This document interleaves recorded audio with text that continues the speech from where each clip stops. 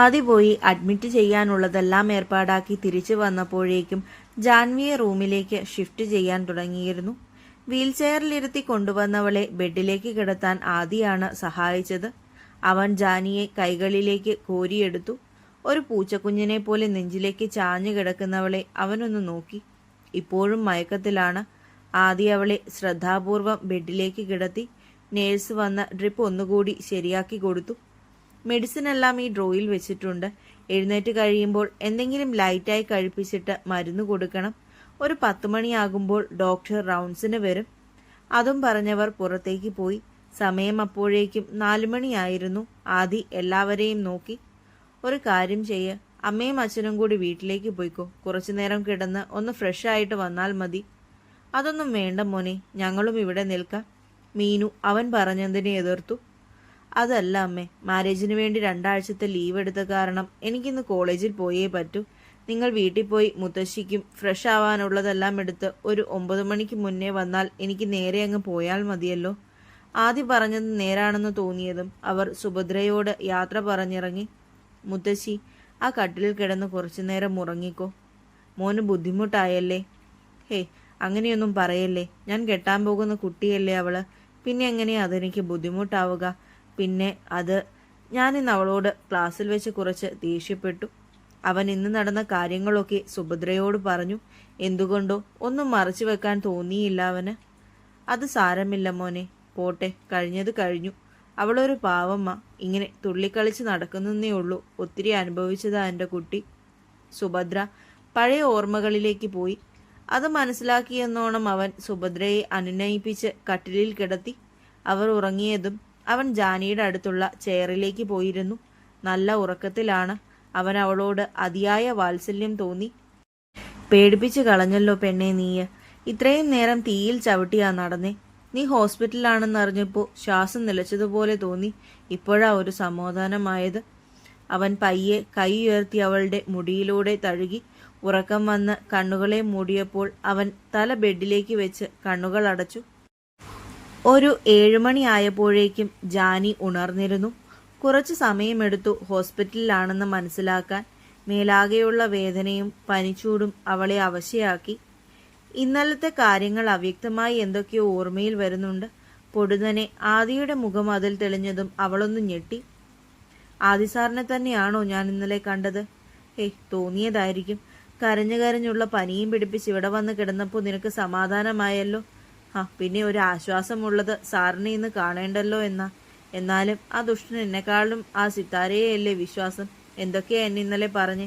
ഞാൻ ഇനി മിണ്ടൂല. അതോർത്തപ്പോൾ പിന്നെയും അവൾക്ക് സങ്കടം വന്നു. എനിക്കൊന്ന് വാഷ്റൂമിൽ പോണം. ഈ മുത്തശ്ശി ഇതെവിടെയാ? അതും പറഞ്ഞ് തല ചരിച്ചു നോക്കിയ ജാനി കണ്ടത് അവളുടെ അരികിൽ ബെഡിലായി തലവെച്ച് കിടന്നുറങ്ങുന്ന ആദിയെയാണ്. അവളുടെ കണ്ണുകൾ മിഴിഞ്ഞു വന്നു. ദൈവമേ, ഇങ്ങേരിവിടെയുണ്ടോ? അപ്പോൾ ഞാൻ ഇന്നലെ കണ്ടത് സാറിനെ തന്നെയാണല്ലേ. എന്തിനാണാവോ എൻ്റെ അടുത്ത് വന്ന് കിടക്കുന്നേ? അവൾക്കപ്പോഴും കണ്ണുകളെ വിശ്വസിക്കാനാവുന്നുണ്ടായിരുന്നില്ല. മുത്തശ്ശി, മുത്തശ്ശി. അപ്പുറത്തെ ബെഡിൽ സുഭദ്ര കിടക്കുന്നത് കണ്ടതും അവൾ അധികം ഒച്ചയെടുക്കാതെ വിളിച്ചു. ജാനിക്ക് ഇനിയും അവളുടെ മൂത്രശങ്ക പിടിച്ചു വെക്കാൻ സാധിക്കുമായിരുന്നില്ല. ഈ മുത്തു എണീക്കുന്നില്ലല്ലോ. മുത്തു.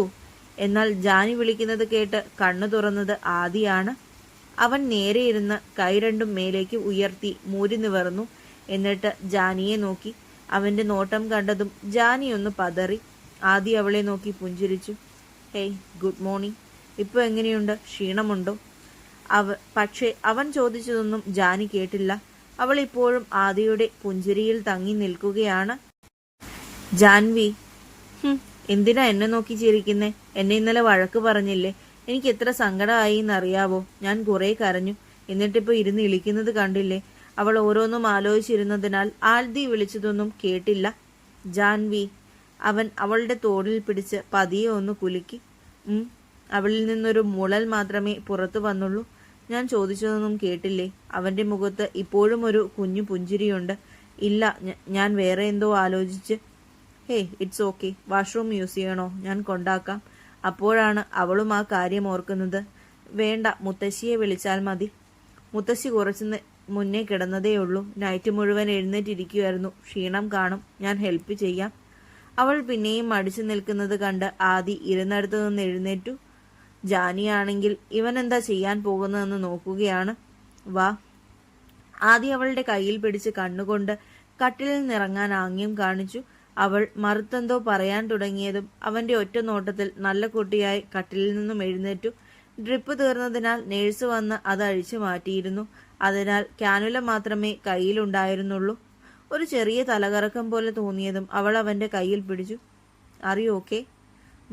എന്തേ, തലകറങ്ങുന്നുണ്ടോ? ചെറുതായിട്ട്. ഇപ്പോൾ കുഴപ്പമില്ല. അവൾ അങ്ങനെ പറഞ്ഞെങ്കിലും അവന് വിശ്വാസമായില്ല. ഇരിക്കണോ? ആദി വീണ്ടും ചോദിച്ചു. വേണ്ട, മാറി. അവൻ അവളെ ഒന്നുകൂടി മുറുകെ പിടിച്ച് ബാത്റൂമിന്റെ അടുത്തേക്ക് നടത്തിച്ചു. അവളെ പയ്യെ അകത്തേക്ക് കയറ്റി. ജാനി അവനെ തലയുയർത്തി നോക്കി. ഞാനിവിടെ പുറത്തുണ്ടാവും. ഡോർ ലോക്ക് ചെയ്യണ്ട. പിന്നെ കൈ ശ്രദ്ധിക്കണം. കാനുലയുള്ളതാ. എവിടെയെങ്കിലും തട്ടിയാ ബ്ലഡ് വരും. അതും പറഞ്ഞവൻ പുറത്തേക്കിറങ്ങി ഡോർ ചാരി. അവൾ വാഷ്റൂം യൂസ് ചെയ്ത് കഴിഞ്ഞതും ആദ്യം അവളെ കട്ടിലിൽ കൊണ്ടുചെന്നിരുത്തി. കിടക്കണോ? അവൾ നിഷേധാർത്ഥത്തിൽ തലയാട്ടി. ആദി കൈയെടുത്ത് ജാനിയുടെ നെറ്റിയിലും കഴുത്തിലുമൊക്കെ തൊട്ടുനോക്കി. അവന്റെ കൈയുടെ സ്പർശമറിഞ്ഞതും അവളുടെ ശരീരമാകെ കോരിത്തെറിച്ചു. അവൾ അവനെ തല ഉയർത്തി നോക്കാനേ പോയില്ല. എന്തുകൊണ്ടോ അവന്റെ സാമീപ്യം അവളെ തളർത്തി. ചൂട് കുറവുണ്ട്. ആദി ചെയറിലേക്കിരുന്നു. അപ്പോഴാണ് അവൾ ഇട്ടിരിക്കുന്ന വേഷം ശ്രദ്ധിക്കുന്നത്. മിക്കി മൗസിന്റെ പ്രിന്റുള്ള ഒരു 2 പീസ് നൈറ്റ് വെയർ ആണ്. മുട്ടിന് തൊട്ട് താഴെ വരെയേ അതിനിറക്കമുള്ളൂ. അയ്യേ, ഈ കോലത്തിലാണോ ഞാൻ ഇത്രയും നേരം സാറിന്റെ മുന്നിലിരുന്നത്? നാണക്കേട്. എന്നാലും ബാത്റൂമിൽ പോയപ്പോൾ പോലും ഞാനിത് ശ്രദ്ധിച്ചില്ലല്ലോ. പിന്നെ ആദിയുടെ മുഖത്ത് നോക്കാൻ ജാനിക്ക് ജാള്യത തോന്നി. അവൾ ഇടക്കണ്ണാലെ അവനെന്ന് നോക്കി. ഒരു ട്രാക്ക് പാൻറ്റും ടീഷർട്ടുമാണ് വേഷം. എന്നാലും അതിലും അവനെ കാണാൻ സുന്ദരനാണെന്ന് അവൾ ഓർത്തു. ജാൻവിയുടെ നമ്പർ എനിക്ക് തന്നേ. അന്ന് വാങ്ങിക്കാൻ മറന്നുപോയി. അവന്റെ ശബ്ദമാണ് അവളെ ചിന്തകളിൽ നിന്നുണർത്തിയത്. നമ്പർ? അവളുടെ മറുപടി ഇല്ലാന്ന് കണ്ടതും അവൻ വീണ്ടും ചോദിച്ചു. ജാനി വേഗം നമ്പർ പറഞ്ഞു കൊടുത്തു. അത് കഴിഞ്ഞ് കുറച്ചു നേരം ഇരുവരും നിശബ്ദരായിരുന്നു. Janvi, I am sorry. അവൾ സംശയത്തോടെ അവനെ നോക്കി. ഇന്നലെ ക്ലാസ്സിൽ വെച്ച് ഞാൻ കുറച്ച് റൂഡായിപ്പോയി. പെട്ടെന്ന് ദേഷ്യം വന്നപ്പോൾ. സോറി. എനിക്കറിയില്ലായിരുന്നു ഞാനാ ക്ലീൻ ആക്കേണ്ടതെന്ന്. സിത്താര എന്നോടൊന്നും പറഞ്ഞില്ലായിരുന്നു. വീണ്ടും ആ കാര്യം ഓർത്തതും അവളുടെ കണ്ണ് നിറയാൻ തുടങ്ങി. വാട്ട്? എന്നിട്ട് ആ കുട്ടി എന്തിനാ കള്ളം പറഞ്ഞേ? അവൾ മറുപടിയൊന്നും കൊടുത്തില്ല. അപ്പോഴാണ് ആദ്യം അവളുടെ മുഖം ശ്രദ്ധിക്കുന്നത്. അവളുടെ നിറഞ്ഞ കണ്ണുകൾ കണ്ടതും അവനും വിഷമമായി. ഹേയ്, ഇറ്റ്സ് ഓക്കെ, കരയല്ലേ. ഞാൻ സോറി. അവളെ എങ്ങനെ ആശ്വസിപ്പിക്കണമെന്നറിയാതെ അവൻ കുഴങ്ങി. അവളുടെ ഏങ്ങലടികൾ കേട്ടതും അവൻ ചെയർ അവളുടെ അടുത്തേക്ക് അടുപ്പിച്ച് ജാനിയുടെ 2 കൈകളും അവന്റെ കൈകൾക്കുള്ളിലാക്കി. Janvi, look at me. അവൾ കണ്ണുകൾ മാത്രം അവന് നേരെ ഉയർത്തി. ഇനിയും കരഞ്ഞാൽ പനി കൂടും. And I am really sorry. തന്റെ സങ്കടം മാറ്റാൻ ഞാൻ എന്താ ചെയ്യുക? ജാൻവിക്ക് ചോക്ലേറ്റ്സ് ഇഷ്ടമാണോ? ഞാൻ പോകുന്നതിന് മുമ്പ് വാങ്ങിത്തരാട്ടോ. ബട്ട് പനിയൊക്കെ കുറഞ്ഞതിന് ശേഷം കഴിച്ചാൽ മതി. അപ്പോൾ ഇനി കരയുമോ? അവൾ ഇല്ല എന്ന അർത്ഥത്തിൽ വിലങ്ങനെ തലയാട്ടി. Good girl. അവൻ അവളുടെ തലയിൽ പയ്യെ ഒന്ന് കൊട്ടി. വിശക്കുന്നുണ്ടോ? ഇല്ല. അതൊന്നും പറഞ്ഞാൽ ശരിയാകില്ല. മെഡിസിൻ കഴിക്കാനുള്ളതാ. ഞാൻ പോയി ഫുഡ് വാങ്ങിക്കൊണ്ടുവരാം. ആദി ക്യാൻറ്റീനിൽ പോയി അവൾക്ക് പാലും ബ്രെഡും വാങ്ങി. മുത്തശ്ശിക്കുള്ളത് അമ്മ വരുമ്പോൾ കൊണ്ടുവരുമെന്ന് പറഞ്ഞതിനാൽ വാങ്ങിയില്ല. 2 വലിയ ഡയറി മിൽക്കും വാങ്ങിക്കൊണ്ടാണ് അവൻ തിരികെ വന്നത്. റൂമിലെത്തിയപ്പോഴേക്കും മുത്തശ്ശി എണീറ്റിരുന്നു. അവൻ കൊണ്ടുവന്ന ഫുഡ് ടേബിളിൽ വെച്ചു. ഡയറി മിൽക്ക് അവൾക്ക് കൊടുത്തു. അത് കണ്ടതും അവളുടെ കണ്ണ് തിളങ്ങി. ഇപ്പോൾ അല്ല, പനി മാറിയിട്ട്. മുത്തശ്ശി, ഈ ചോക്ലേറ്റ് എടുത്തു വെച്ചു. പനി മാറിയിട്ട് ഇവൾക്ക് കൊടുത്താൽ മതി. ജാനിയുടെ മുഖം കൂർത്തു വരുന്നത് അവൻ ഇടക്കണ്ണാലെ കാണുന്നുണ്ടായിരുന്നു. അവനത് കണ്ടതായി ഭാവിച്ചില്ല. അവൾ മനസ്സില്ലാ മനസ്സോടെ മുത്തശ്ശിക്ക് അത് കൊടുത്തു. അപ്പോഴേക്കും മീനുവും കേശവും എത്തി. എന്നാ ഞാൻ ഇറങ്ങുക മുത്തശ്ശി. എനിക്ക് വീട്ടിൽ ചെന്ന് ഫ്രഷ് ആയിട്ട് വേണം കോളേജിൽ പോകാൻ. ആദ്യം അവരെ കണ്ടതും സുഭദ്രയോട് പറഞ്ഞു. ശരി മോനെ, താമസിക്കേണ്ട. സുഭദ്രയുടെ അനുവാദം കിട്ടിയതും അവൻ ജാനിയെ നോക്കി. അവൾ തലയാട്ടി. ആദി കേശവിന്റെ കയ്യിൽ നിന്ന് കീയും വാങ്ങി വീട്ടിലേക്ക് പോയി.